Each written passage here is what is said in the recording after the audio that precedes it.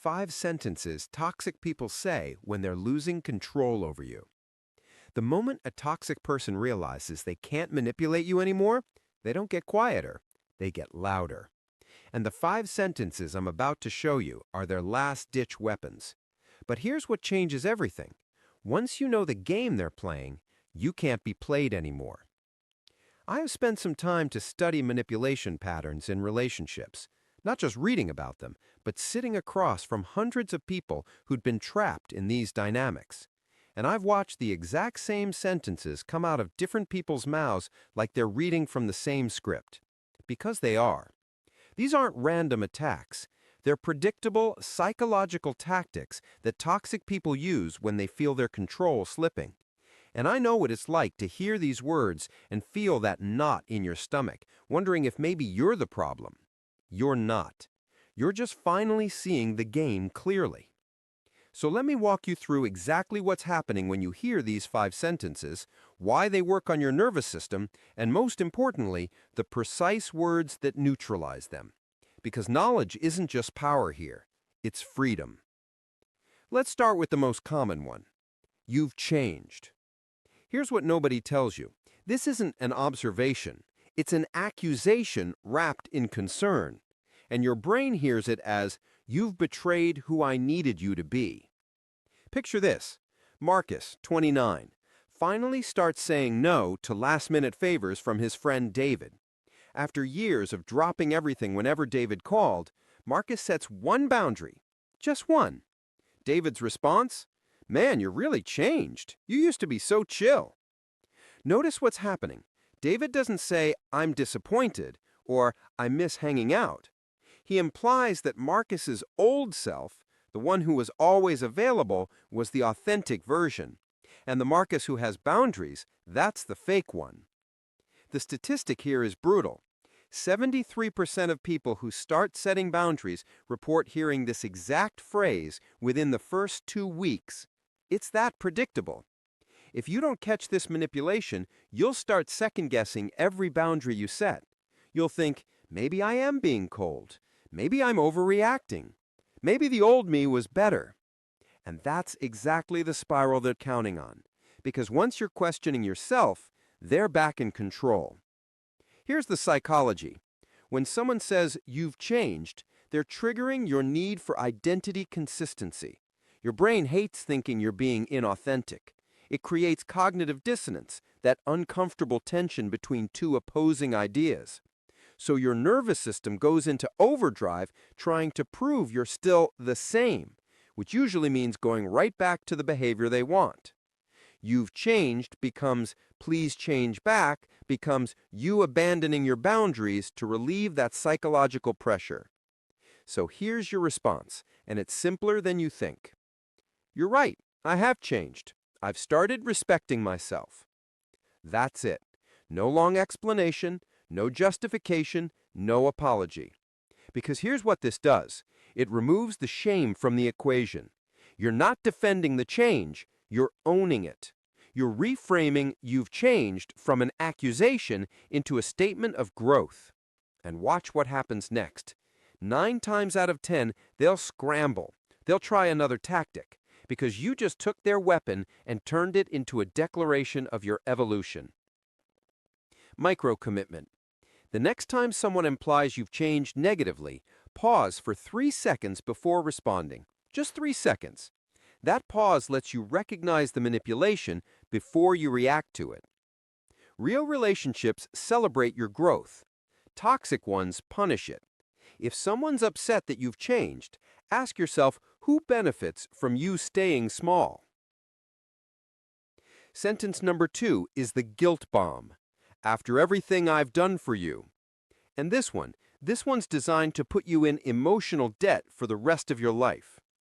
Jennifer, 36, told her mother she wouldn't be coming home for Thanksgiving this year, for the first time ever. She'd planned a small celebration with her own family. Reasonable, right? Her mother's response? After everything I've done for you, you can't even give me one holiday? Notice the structure. It's not, I'll miss you, or even, I'm hurt. It's a transaction. Every birthday gift, every ride to soccer practice, Every act of parenting, it's all being called in like a loan shark collecting debt. And here's the cruel part. The everything is deliberately vague. Your brain fills in all the details, usually making it sound bigger than it actually was. Your imagination becomes their weapon. If you accept this framing, you'll spend your entire life trying to pay back what was supposed to be freely given. Love becomes currency, care becomes leverage, and you'll never, ever be able to pay enough because the debt is designed to be infinite. People who use this sentence don't want appreciation. They want control through guilt. Here's what's happening in your nervous system. Humans are wired for reciprocity. When someone does something for us, we feel obligated to return the favor. It's called reciprocal altruism, and it's been part of human survival for millennia. But healthy relationships, they don't keep score. Toxic ones do. When someone weaponizes their generosity, they're hijacking your natural sense of fairness and turning it into a chain. Your brain goes, "They're right. They did do things for me. I'm being ungrateful." And boom, you're back in line. Your response? "I appreciate what you've done. That doesn't mean I owe you control over my decisions."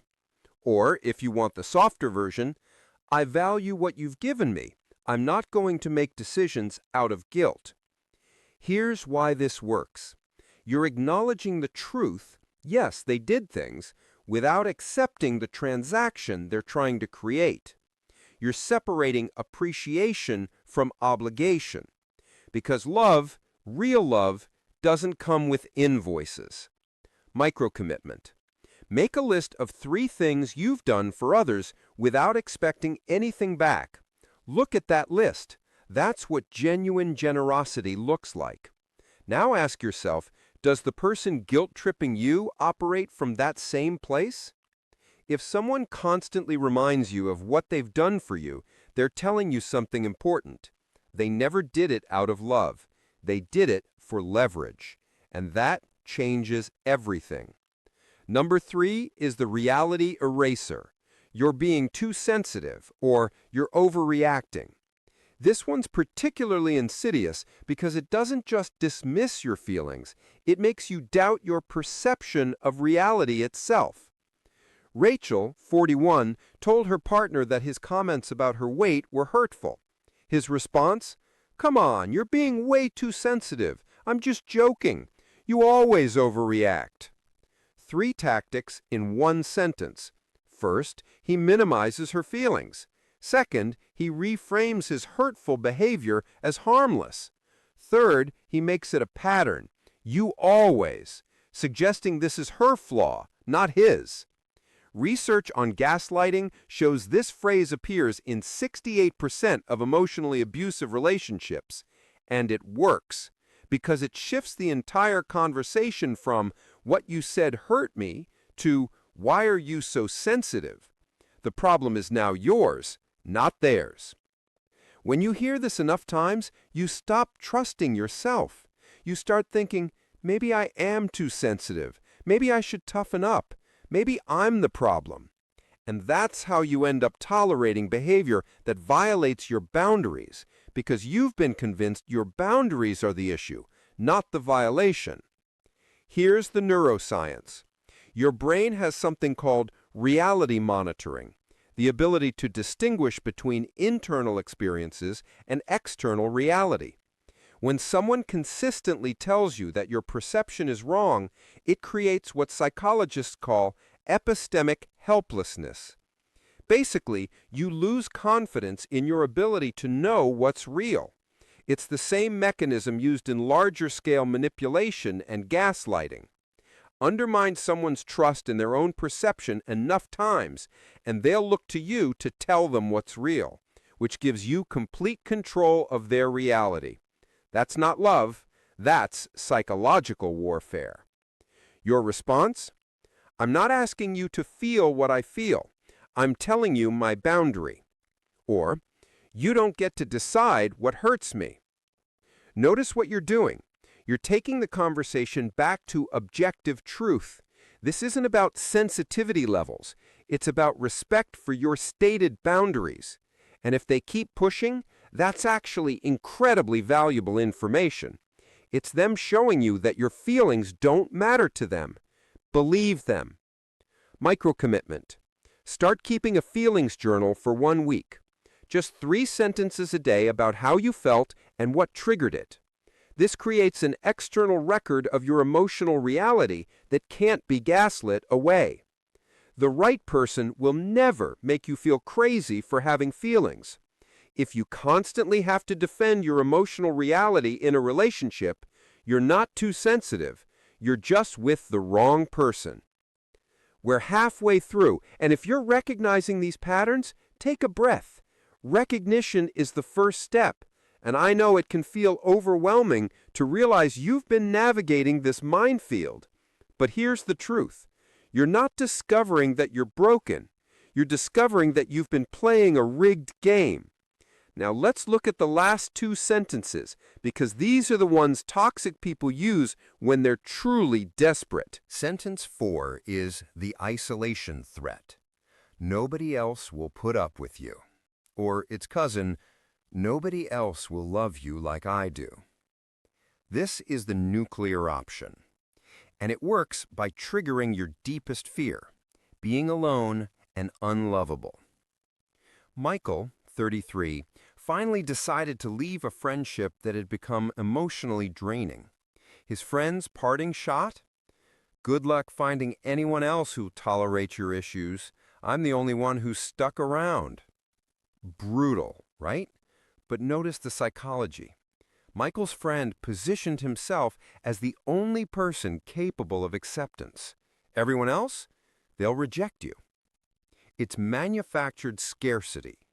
The message is, you're so fundamentally flawed that this relationship, this toxic, soul-draining relationship, is the best you can hope for. Studies on emotional abuse show that this statement often appears right before the victim gains enough strength to leave.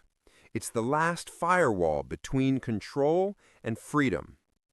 If you believe this lie, you'll stay in relationships that drain you, diminish you, and ultimately destroy you, all because you're terrified of being alone.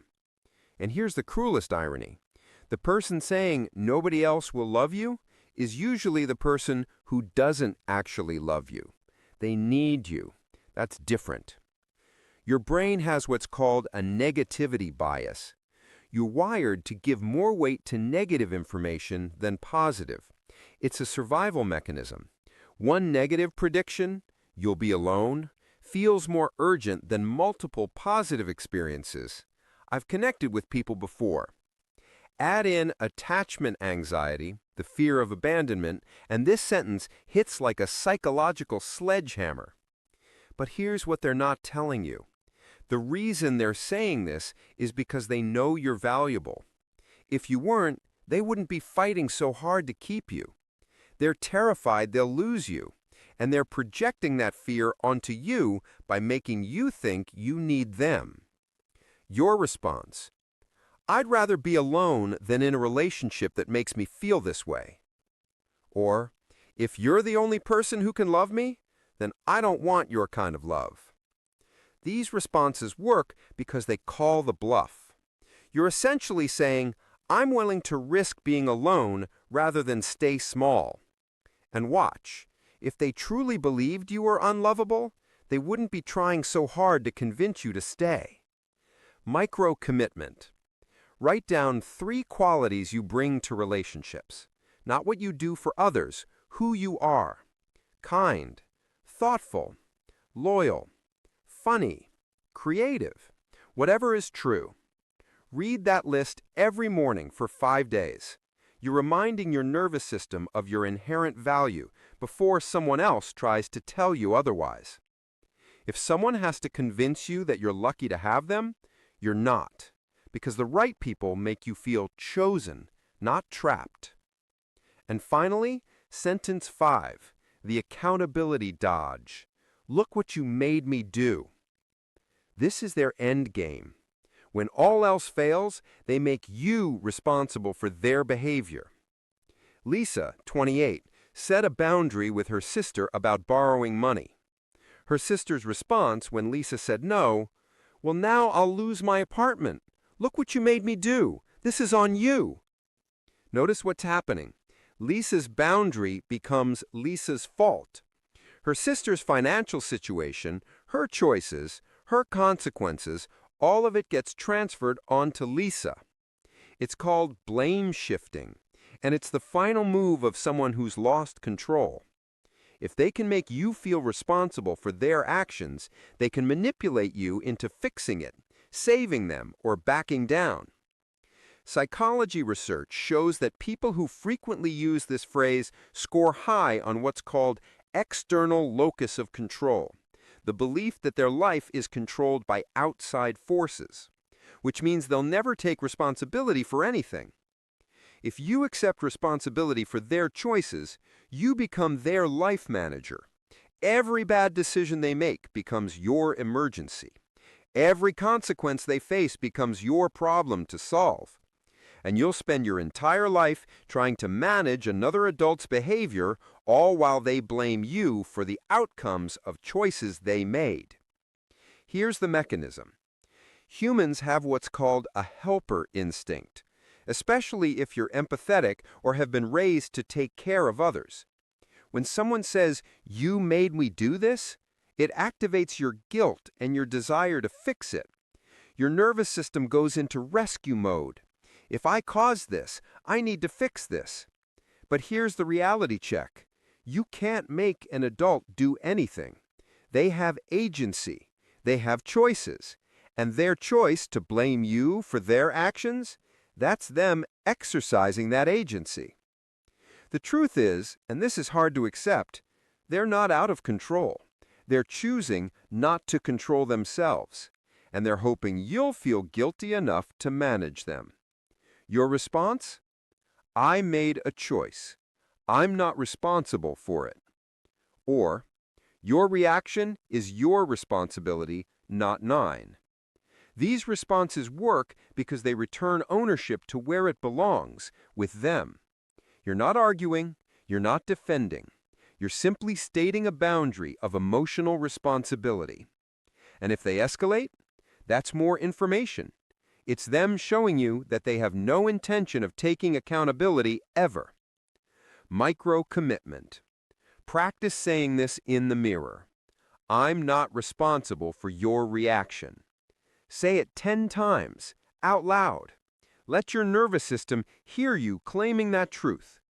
The moment you stop taking responsibility for other people's choices is the moment you get your life back. Full stop.